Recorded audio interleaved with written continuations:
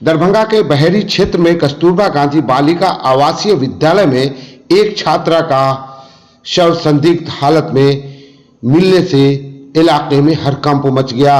छात्रा का शव कमरे में खिड़की के पास संदिग्ध हालत में पड़ा हुआ मिला।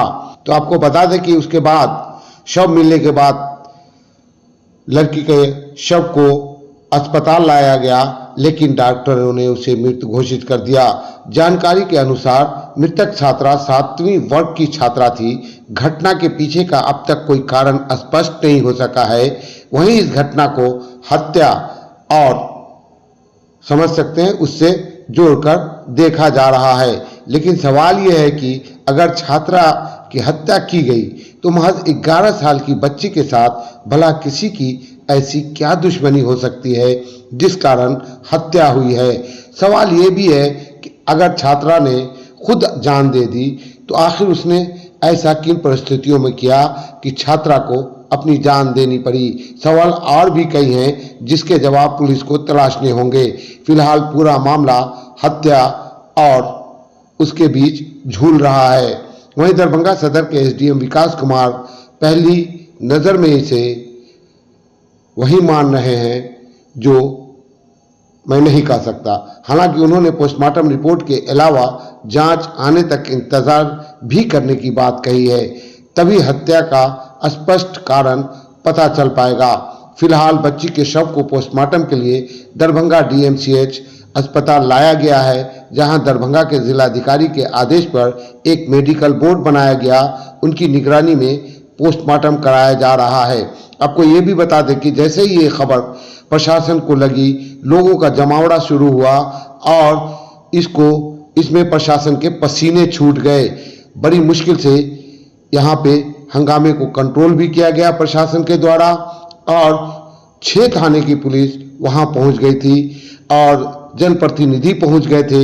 सब लोगों ने बहुत सारे सवाल किए हैं। आइए उन सब को हम एक एक कर आपको सुनाने जा रहे हैं। कल कस्तूरबा विद्यालय बहेरी में एक बच्ची की मौत की घटना सामने आई थी। कल शाम की ये घटना है। शाम के वो वहाँ उनका इंक्वेस्ट कर दिया गया। इंक्वेस्ट करके बॉडी जो है यहाँ डीएमसीएच आ गया। आज डीएम साहब के आदेशानुसार एक मेडिकल बोर्ड का गठन किया गया, जिसमें गायनेकोलॉजिस्ट, एक पैथोलॉजी और जो अपने पोस्टमार्टम विभाग के हेड थे, ये तीनों हेड जुडिशियल मजिस्ट्रेट और एग्जीक्यूटिव मजिस्ट्रेट के सामने पोस्टमार्टम किया गया। पोस्टमार्टम का रिपोर्ट आने दीजिए। रिपोर्ट अभी बाकी है रिपोर्ट आना, बट प्रथम दृष्टया जो देख के डॉक्टरों से बात करके ये एक आत्महत्या का मामला लग रहा है। लेकिन जब तक सारा रिपोर्ट, सारा जांच सामने नहीं आ जाता है, क्लियरली कुछ भी कहा नहीं जा सकता है। परिजन क्या कह रहे हैं? परिजन सशंसित हैं। परिजन का आत्महत्या पे की थ्योरी पे विश्वास नहीं है, उनको इस पे डाउट है। उनका कहना है कि वार्डन को अरेस्ट करके पूछताछ होनी चाहिए और उनका वार्डन पे दोष लगा रहे हैं कि वार्डन का कुछ इसमें संलिप्तता है। पीड़ित की तरफ से आवेदन भी दिया गया। अभी आवेदन हम लोगों को मिला है। इस आवेदन पे आगे पुलिस की सूचना मिली रेखा मैडम के द्वारा कि आपकी बेटी बहुत सीरियस है, जो आके जो है जल्दी ले जाइए। कितने बजे सूचना मिली? ये सूचना हमको 6:15 बजे आज सुबह में, कल शाम में जी। उसके बाद जब आप स्कूल पहुंचे तो क्या देखे, कहाँ गए आप? हम स्कूल पे नहीं गए, हम साला को फोन किए तो ये भी गए, तो इनको फोन करके जाके अपना देखिए कि बच्चे को क्या हुआ है। जब तक ये पहुंचते तब तक मैडम सब उठा के बच्ची को जैसे ले गई पीएच से। अब फिर लोग हॉस्पिटल पहुंचे, तब तक हम भी जो है सो पहुंचे तो वहाँ पे थाना सब भी आ चुका था।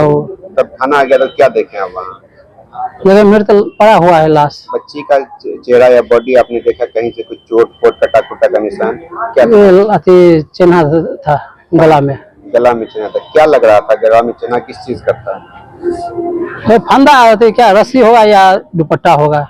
तो वार्डन क्या बोली आपको, क्यों मर गई बेटी आपकी? वो सब कुछ नहीं बोले।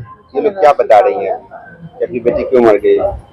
वो सब कुछ बातें नहीं कर रही है। नहीं। उसके बाद डीएमसीएच कैसे पहुंचे? तो रात में वो भाई थाना सब थे, तो वही जो अपना अथी करके तो बोले कि आप ले जाइए, वहाँ पे लाश को रख दीजिएगा और फिर 11 बजे के बाद जो है आएंगे तो अथी सब कुछ होगा। आप शाम से यहाँ है कल? नहीं, रात में आए थे फिर चले गए। फिर 2:30 बजे रात में हम लोग मेरे घर पे जो है सो थाना जो है सो बहेरी थाना है, तो वही सब जो था वहाँ पे जो है सो गलत काम होता है। हो सकता है कि कुछ देख ली हो, वहाँ पे महिला सब भी है, एक बच्चा वाली सब भी है, तो उनको कुछ देख लिया होगा तो या किसी की वजह से मार दिया हो या चोरी के इल्जाम करके उसको मार दिया गया हो। पुलिस से क्या मांग करते हैं आप लोग? उचित न्याय। बच्ची इनकी जो है दीपक कुमार भारती जी, उनकी 2 बच्ची पढ़ रही थी, साक्षी चेतना और संध्या चेतना।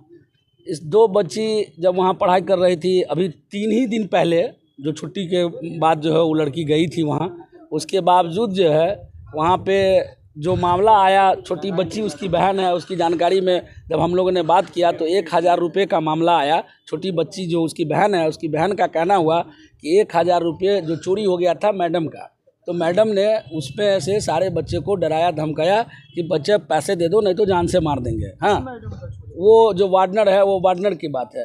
वो जो बच्ची का बयान है, उस बच्ची की बयान की बात मैं बता रहा हूँ, जो अथी साक्षी भी बता रही है, संध्या की हत्या हो गई है और साक्षी बता रही है कि इस तरह का जो बयान है तो उस तरह का बयान दिया है। ठीक है, तो वो बच्ची को डरा धमका कर और जो भी जैसे करके मैंने रखा जाता था वार्डनर के द्वारा, लेकिन उसकी जो है मारने से ही हत्या हुई है, ये सत्य है। वार्डनर के द्वारा ही हत्या की गई है, चूँकि हमारी बच्ची जो है वो घर में नहीं थी, वो बच्ची हॉस्टल में पढ़ रही थी, वो भी कस्तूरबा गांधी हॉस्टल में।